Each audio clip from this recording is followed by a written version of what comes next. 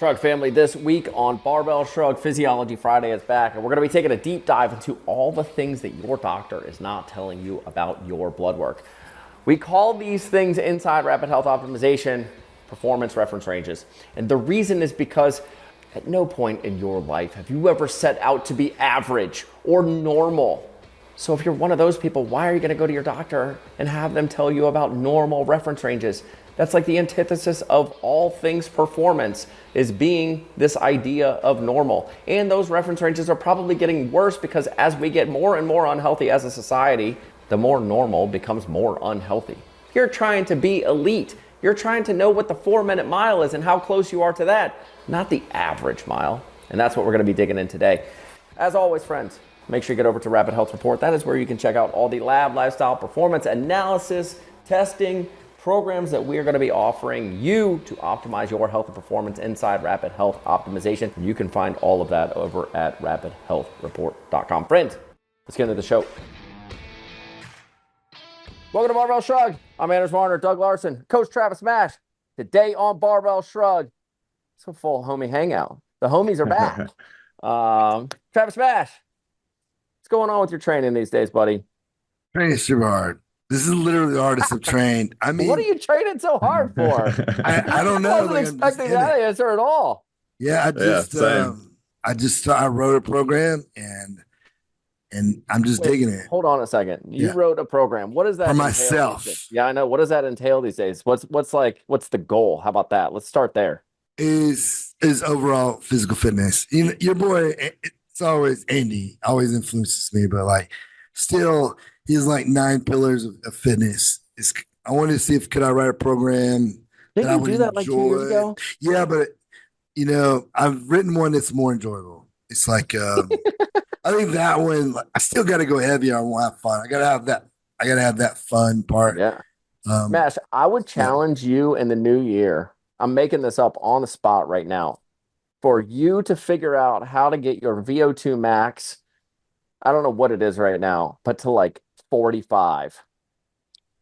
That is definitely a goal. Like it is definitely a goal to get my VO2 max higher. You know, I need to, like, it's easy to measure now. I haven't measured it in a minute, but like I'm definitely doing like low intensity steady state. I'm definitely doing like some of the, you know, the where we go to the 5s. Andy talks about where it kills me, I almost throw up and die. Yeah. So we're doing anaerobic. I'm doing aerobic. So I'm doing all the fitness, and like I probably do that more than anything. At least 4 days a week, I'm going some type of cardio. The challenge for me though, right now, boys, is my hip, is because here's some news too. January 5th, I'm getting the left hip done. Yeah. Oh no shit! You didn't tell me this yet. I didn't know. Yeah, no, really? I know. Well, it's been bothering you?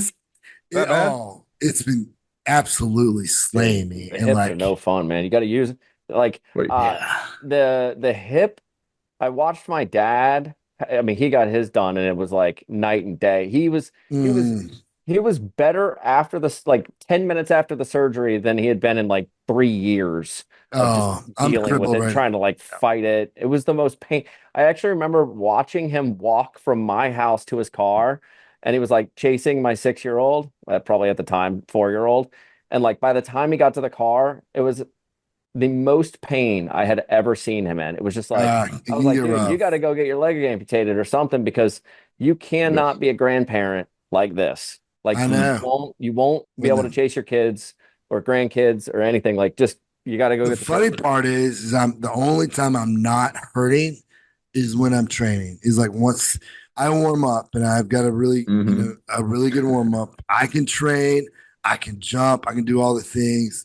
You know, it's just afterwards. You know, I'm just learning. Maybe that's a better goal for you in 2025. What? Is do figure out like what you need to do to not have a warm up.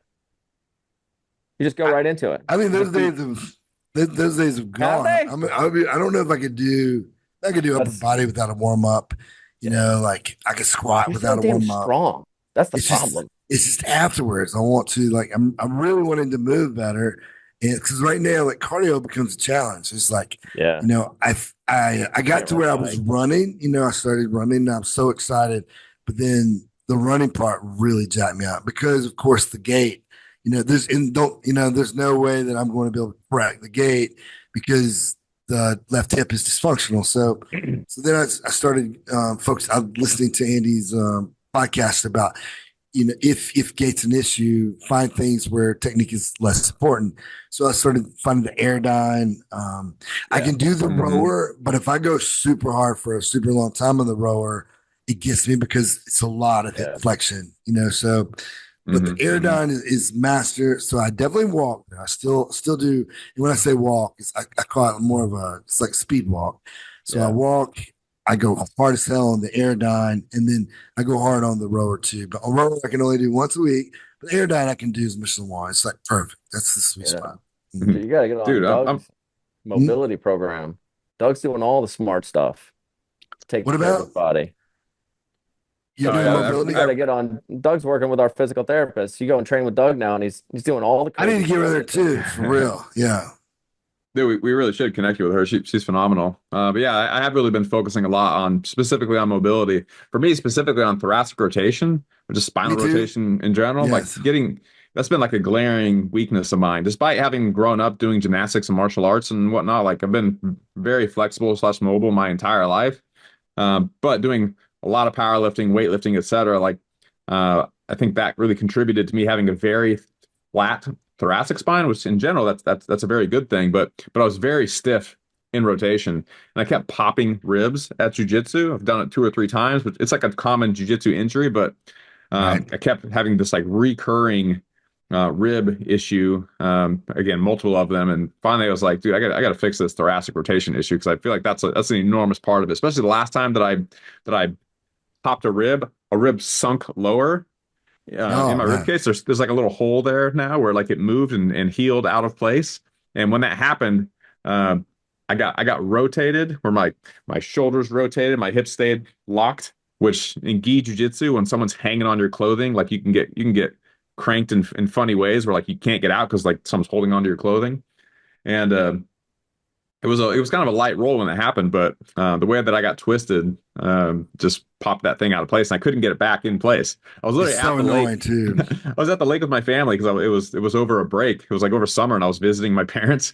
So I was at the lake, and I had an umbrella. And I was sticking the umbrella, wedging it into the ground, sticking it up underneath my ribs, and trying to pop that rib out while I was at the lake. Everybody's swimming in the swimming hole, and I'm over there trying to put my rib back in place. What is he doing? I know. They're like, jujitsu, cool, yeah. We'll try that someday. That messes but anyway, your breathing, like everything. Once you hit your ribs, it's miserable. It's like a hip.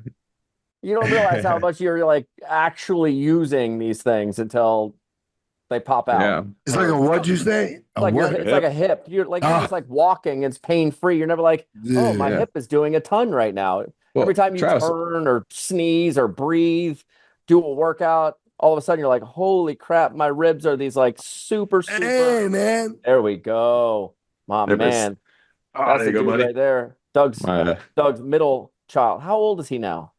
He's 8. My arrow just got home. He's got the day off today. He's been at the Ninja gym. He's been at Ninja camp. Literally been at Ninja camp all morning. So he's just walking in just now. Rock with that. Yeah, he's awesome, man. He has a pull-up bar now in his doorway, and he does pull-ups and straight hanging leg raises, like toes to bar. At least twice a day he goes over and does pull-ups and toes to bar. Because he wants to have like stronger arms and whatnot for playing baseball. And baseball is like his kind of main sport right now. So told him pull-ups and leg raises on that thing are 2 awesome exercises, and he does them all the time now. It's great. Little man's getting a 6-pack. I think the best thing for young kids is like pull-ups. Is like just do them often. Like you get bored, go downstairs, do a pull-up or 2, or go hang, or go. Yeah, that's it. My daughter's getting gangster and pull-ups. My 5-year-old daughter. She can rock some pull-ups. Oh yeah, her hands are filled with blisters from doing so many pull-ups and like the monkey bars. Yeah. Oh, you got that killer basement setup. I know. The monkey bars. I like it. You got the climbing wall, monkey bars. Yeah. And my daughter, my 5-year-old, crushes it more than the boys, I think. Yeah. People to chase. But dude, I'm totally with you, Travis. Like on Saturday, this happens to me all the time. Saturday, I went to jiu-jitsu. I was there for about 2.5 hours. Which is not the norm. I'm not normally lucky enough to break away for quite that long on a Saturday morning, but this day I did. So I drilled for like an hour, and then I spent the next hour and a half Yeah. doing 5-minute rounds with anybody that was there, and I did like a dozen of them. And so I'm rolling for like an hour. Granted, I wasn't rolling at 100% for an hour, but I was still wrestling with fucking, dudes in their 20s for an hour, and no pain. Correct. I feel great. I walk out of there feeling awesome, and then I get in my car, I drive home, and then this happens every time. I step out of the car after jujitsu, and I take a step, and then I get a fucking sharp pain in my right hip, and then I take a few more steps, Oh, and then it doesn't bother me while I that's walk my into the life. house. But when I go from fucking sitting after jiu-jitsu to that first step where I step on the ground, I get out of my car, I get zapped with a sharp pain in my right hip. And it happens very consistently lately. And so now I'm starting to fucking worry, like, fuck, do I have a labrum tear in my right hip from jiu-jitsu? Like I'm like Or kind of constantly managing it for the last many months now. or just And wear and tear. Eventually, it gets arthritic. One thing I learned from Andy is just making sure, when we're done working out, whether it's strength training or jujitsu, is spending some quality time in a cool down. And I have mastered the mundane for once. Like yeah. I rarely leave a workout with going and like intentionally doing at least 10, like that's when I might do my static stretching, Mm-hmm. and I'll do my breathing. I'll bring, like try to get back to parasympathetic. Can you believe that? All my powerlifting friends, if they heard this right now, they would disown me. But I mean, it works. I feel great. And like starting, my abs are getting more and more chiseled. And like my wife's digging it, which is that's the key. That's all I'm trying to do. Yeah. He likes it. I just want to go into surgery jacked so I can speed that recovery. I want to like get up as soon as It makes a massive Yes. difference on the recovery. Just having your body being in Yes. a good rhythm of healing itself on a regular basis. I feel like Really that's almost started to like help me so much last time. I got my right hip. 90%. Yeah. I feel like that's like the 90% of the framework that I try to operate through now. It's just like, how do I just teach my body to heal itself quickly? I wish not- it's just, at this point you can't heal a No, deformation. you're jacked. Yeah, You're my jacked. doctor looks at my hip. He's like, because remember this. Have you ever squatted 1,000 pounds, sir? Yes, a few times, but Yes, I have. in 2018, when I got my right I hip, think we found the root cause of this one. my left hip was ready then. So we are Yeah, I 6 remember you years saying it. deep into a deformed hip. It's Yeah. and like this time when he saw it, he said, "You've waited." He looked at me and said, "You've waited too long." He said, "You're a mess." I'm like, That's what my aware. dad's surgeon said. Exactly. He was like, "Why'd you wait 3 years to get this done?" He's like, "Oh, I thought it would just kind of and it's like, no, when it gets worse every day, but you're still I have no trying to make it excuse. better, you go, just go get cut, and you don't even realize. Procrastination. Yeah, well, and you spend your whole life trying not to get cut because that means you got to go into surgery and then you can't play the game, and it's like a mentally like, oh, I'll just get through it, I'll gut through it, and then you go, if I had just done this 2 years ago, I'd have got 2 years back on my life. No. If this hip gives me what my right hip did, And it'll be a miracle. So it's your hip, so they literally want you walking out of the place. that day You go one, in, that day one. they want you in there jamming the ball into the socket with your body weight and putting movement on it. Yes. And I didn't realize my mom got a shoulder replacement like 2 years ago. And you don't realize how different that joint is from like the one that they want you shoving all the ball in socket, your femur going all the way into your hip. And then your arm is actually hanging from there, which like theoretically is like the same joint, but the way that gravity works on it, pulling it out of the socket or hanging on something, they had her in a cast that was, you couldn't move for 3 months. Like there was no, but they put her in basically like, this thing has to heal in here, which kind of makes sense. Oh, that was my beautiful drop off the mountain bike cliff. Separated my shoulder, and like I immediately, like as soon as I could do it, I was like pulling bands to try to tighten everything up in there, and now my shoulder's like never fully going back into my arm ever again, or my arm's never fully going back into my shoulder. Last time when I got my right hip done, it took me 26 weeks, and I front squatted 500 pounds. And so I have big. If I can do that this time, in 26 weeks. I can front squat 500 pounds at 51. What time? Yeah, I'll still be. No, I remember. At that point, I'll be 52. Like, but at least I'm gonna Yeah. be more jacked this time because I wasn't in that great of shape last time. I was just kind of strong, but now I'm in good shape, Mm, cardiovascular, moving better, like yeah. mobile except for that stupid hit. One thing I Yeah. tell our listeners though is this: is that now what I've done is I've also written a separate workout for when I don't train for at home workouts. So everybody wants to stretch, stretch, stretch. And the thing that has helped me the most to like kind of like survive this whole thing is instead of like stretching my hip and trying to get it is like I strengthen the hip. So what I'll do is hip flexion almost every single day. I'll do some hip flexion, I'll do some abduction, adduction, and then I'll do extension and then internal and external rotation. Just body weight, but like 50, 100 reps. Yeah. Stan, it was Stan Efferding. He's the one who Mm, told me that like 2 years ago. My wife and I had dinner at his house in Vegas, and mm, he was able to stove off his hip surgery by doing that, and it is a charm. So anyone listening, you got this chronic pain. All I can talk about is like the hips, like, or if you don't, still do this now before you get it. Is like it's not about necessarily stretching; it's about strengthening it in all the, because the hip is so complicated. It's like, it is like you got flexion, you got extension, you got abduction, you got adduction, and you got the internal, then you got external rotation. At a knee, you just got flexion extension. So the mm-hmm, hip is heck. So is the shoulder. Same thing. It's like Yeah. you got all the things. mm-hmm. Yeah, I've been doing a lot of like hip cars, if you know those are controlled articular rotations, like basically I just like do. taking your hip and just going in a full circle. So you're touching every end range your hip can accomplish.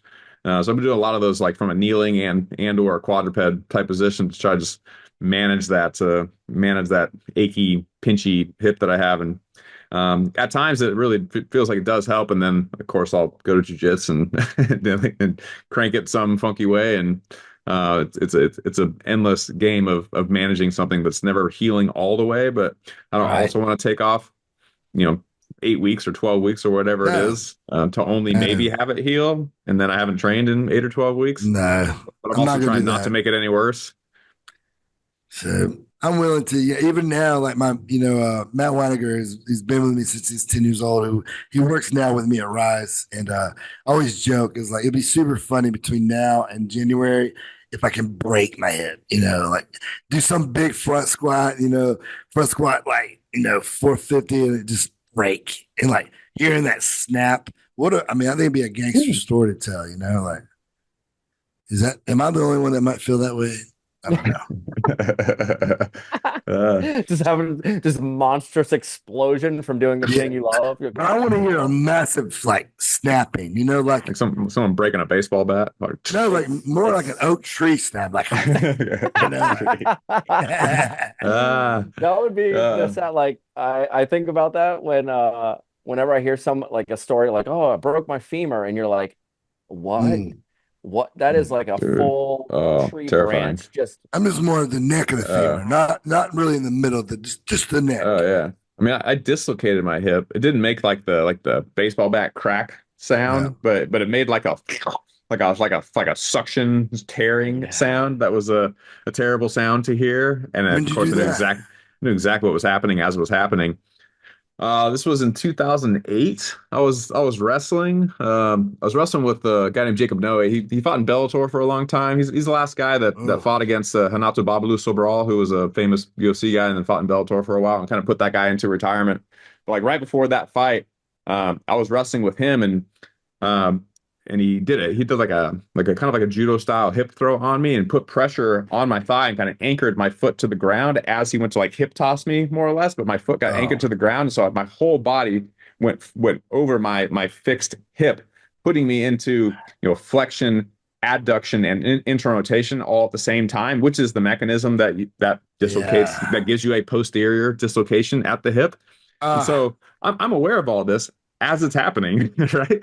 And so I'm screaming, stop, stop, stop. I land on the ground and I land on the ground on my right side. My left hip is dislocated, and it'd be like if you're laying like in the fetal position with like normally your yeah. knees would be together. My knees were together, but my feet weren't together. My foot was sticking like straight up in the air. Because like No I'm way. internally rotated way too far where it's out of place. No, I So know. like Oh. but like a lot of times when you dislocate your hip, you also break the acetabulum, like Yeah. the bony part of your pelvis the ball fits inside. It's the part of the socket that when it You gets know torn how out, deep that your hip breaks socket too. is, especially, you know.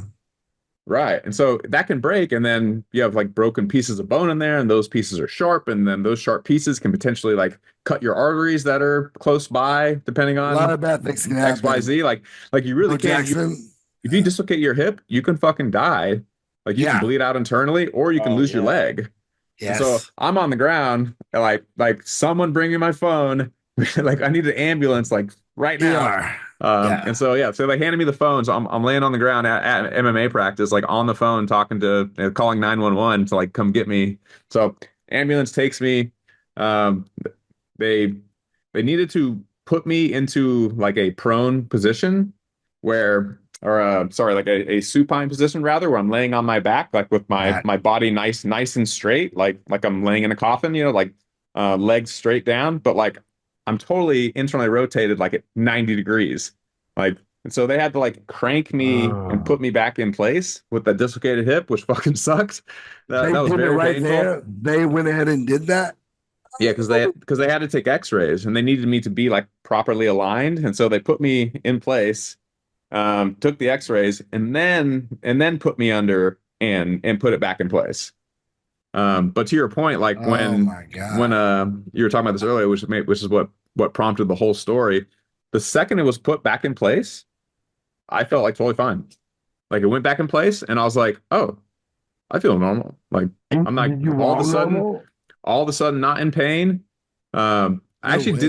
actually didn't believe them because they put me under, and it was like a seamless experience where they said, "All right, you're gonna go under and you're back. We fixed it. You're fine." And I was like, I thought they were No. joking because I don't even remember going to sleep or waking up.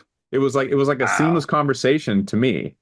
And then I was like, "Oh, I all the pain is gone and I feel fine. Holy shit." Did you walk Um, normal? and then so I stayed at the hospital through the night, and then in the morning, basically just like walked out of there. Shut And up. like It was fine. Did you have to I rehab? had crutches, but I really could like walk kind of normal right away. No way. In a way where if you like dislocated your knee, if you catastrophically hyperextended your knee 90 degrees the wrong direction, like you wouldn't just like be walking around. Mm. But No, no chance. but I got out of there and I could walk pretty normal, and I was able to like start doing quarter squats like more or less right away, and then just start building from there.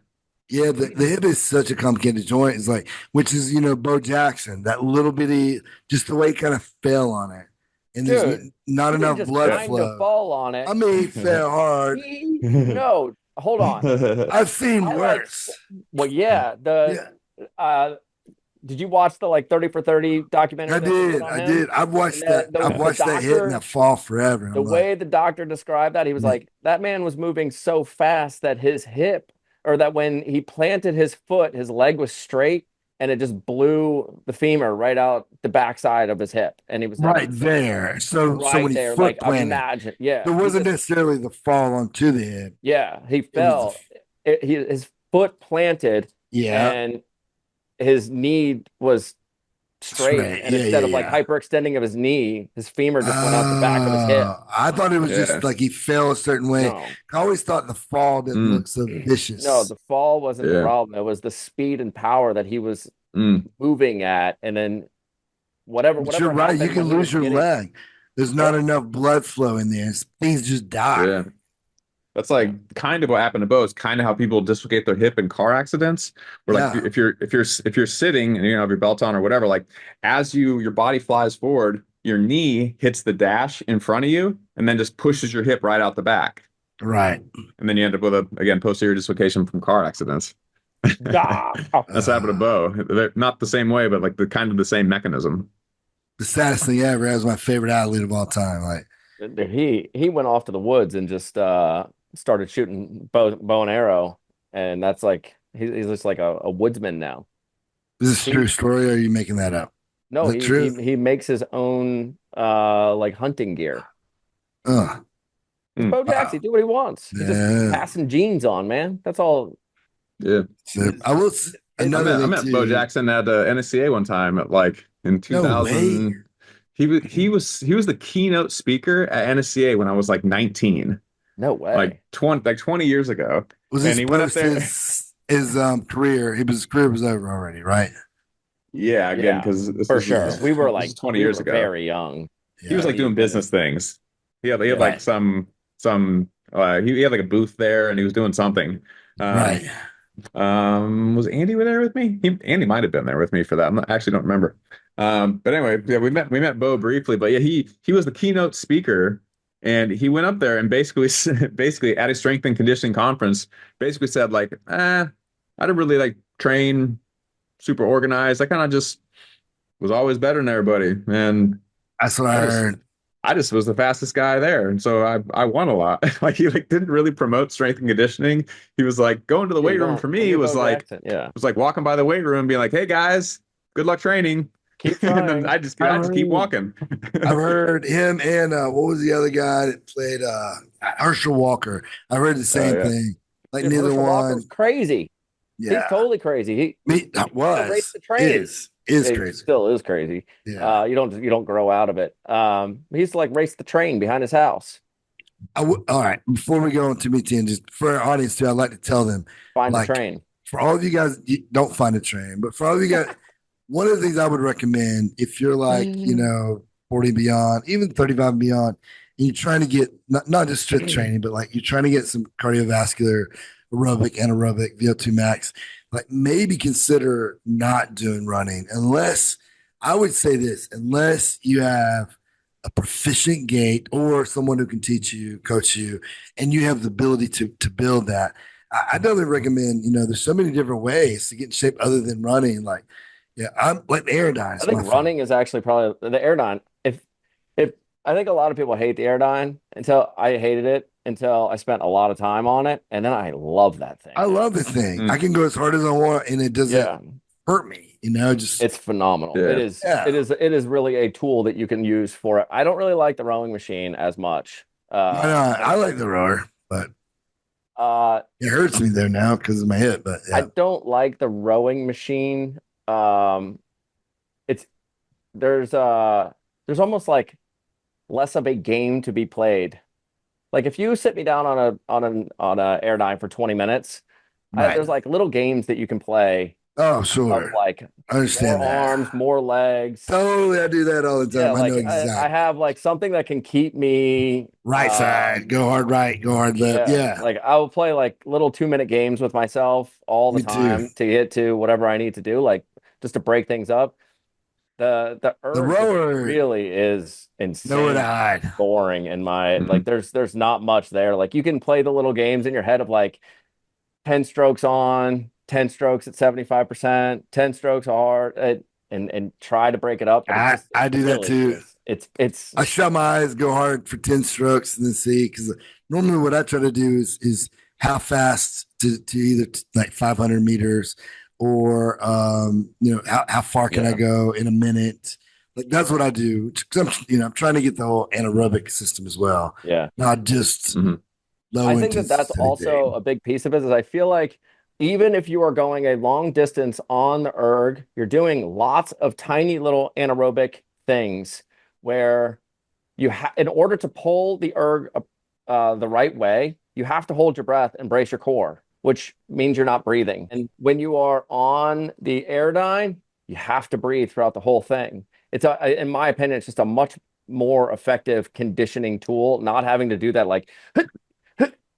like each one is this like tiny I would little agree. anaerobic thing where you're holding your breath but still processing oxygen. And it takes a little bit to figure out the game of playing the Airdyne, but once you like it, I think it's Mhm. a much more effective tool um, to building a cardiovascular system. Mhm. I use a Yeah. lot of Andy's fartlek. You know what I'm talking about? Yeah. Yeah. Where you Yeah. go like 10 to say 20 seconds of like 70 to 75% of your max heart rate zone, a little bit higher than was that like zone 3 maybe, but and Mhm. then 40 to 60 seconds, doing your normal low intensity Yeah. again, but just Yeah. and trying to like I slowly add that anyway. I do that like fartlek type stuff. That name needs to get changed at some point. It's a terrible name, I know, Terrible but name. yeah, It basically just means like doing intervals kind of randomly is like kind of how I think about it. Like, so I do that when I go for a bike ride. Like, I don't live in a very hilly area, but there are a small number of fairly modest hills around here. But anyway, look, as I'm riding my bike, which I do once or twice a week, whenever I get to a hill, I just sprint the hill. So it's kind of just like a rule that I have is like when I get to these small hills, I always sprint the hills. And so that way I'm not just going at one consistent moderate pace. Like I'm doing intervals throughout, but it's almost always like uphill hill sprints on my mountain bike. And then I'm just outside enjoying being outside. I do assault bike sprints on occasion in my garage. I have an assault bike, and I like that at some level. That's more like for me, it's more of like an emergency situation.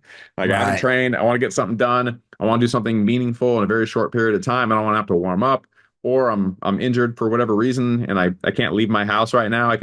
But I can do a 30-second sprint and then go back in the kitchen and parent my kids while I'm breathing hard, and then I can be like, I'm going to go out and do one more sprint. I'll be right back. And then I can go do it and come back inside and still be helping out around the house. But it's more of like an emergency situation. Like most of my cardio is either at jujitsu, where on Saturdays I kind of roll moderately for an hour. And that's cardio. Or on, Tuesday or Thursday when I go, that's when I actually roll harder in the evenings. And then once a week I do mitts with my buddy. We just boxing, hitting mitts together. That's awesome. Yeah. I have a 3-minute round. We switch. I hold mitts for him. He has a 3-minute rounds. We switch and we do multiple rounds like that. And now I can go a lot harder. Like I can be explosive the whole time because I know I'm gonna go for 3 minutes and then it's gonna be his turn. So I'm gonna get 4+ minutes to rest. And so by the time I get back to my turn on the mitts, I'm gonna be fully recovered. Like I can hit it hard the entire time. Wow. And then aside from that, it's like occasionally I'll go for a jog, depending on how my hip and whatever else is feeling. But these days I don't really do a whole lot of jogging. If I'm gonna do anything running related, it's probably gonna be sprints and it's probably gonna be uphill or on stairs. Totally. Like even in my house, it's like a single flight of stairs. I will sprint up my single flight of stairs and then just walk down and sprint up and walk down and just do it like 20 times. And that might be like how I warm up for lifting weights in my garage. If I go out there and lift kettlebells or do squats with chains or whatever I'm going to do in my garage for that day, then I get in some very easy stair sprints. That's the only sprinting I do now is uphill because I don't have that pounding of the jogging. When I do straight, just sprinting on a straightaway or it just kills me. I tried it, wrecked me. But January 5th, after that's over, I might go for a marathon. I'm gonna try to run a marathon faster than Martin Bell did. What do you do it in? Huh? What do you do it in? That man Lowe's running now. I know, but I'm gonna beat him. How old is Mark Bell? Best guess. He's slightly younger than me, I think. So he's high 40s, 48 maybe. He's doing a good job. He's a great dude, man. He's much healthier than that man used to be. Yeah, he's still a little crazy his whole life, but I love that dude. He wouldn't be him if he wasn't a little crazy. Yeah, me too. What am I talking about calling people crazy? Yeah. Right. Yeah. Coach Travis Bash, where can the people find you? BashLeague.com if you're local to the Triad region here in North Carolina. Come see me at Rise Indoor Sports. There you go. Douglas C. Larson. You bet. Douglas C. Larson on Instagram. There you go. Thanks for coming to the Homie Hangout today where we talk about all of our training. Just us. You might not have learned anything. But, as always, I'm Anders Varner at Anders Varner, and we are Barbell Shrugged, Barbell_Shrugged. And you can come and hang out with us over at RapidHealthReport.com. That's where you can learn about all the lab, lifestyle, performance testing that we'll be doing, analysis, protocols, and coaching. And you can access all that over at RapidHealthReport.com. Friends, we'll see you guys next week.